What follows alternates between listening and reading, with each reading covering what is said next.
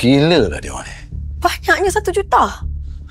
Pakcik, sekarang ni macam mana ni? Kita nak ikut ke kehendak dia orang ni? Ya, Gas. Okey. Kita bertindak sekarang. Baik. Saya gerak sekarang. Nanti, pakcik. Saya ikut. Bahaya, Uzam. Lagipun pihak polis dah ada kat sana. Tapi itu anak saya, pakcik. Salah ke saya bantu? Tak apa, saya janji saya akan bertanggungjawab atas diri saya sendiri. Apa? Bahayalah. Tak apalah, Rina. Kami pernah berdepan dengan situasi macam ni. InsyaAllah, kami akan pastikan Uzam dengan Arya akan selamat. Okey.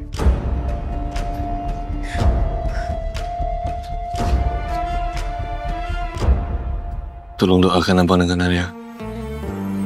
Abang minta tolong sangat.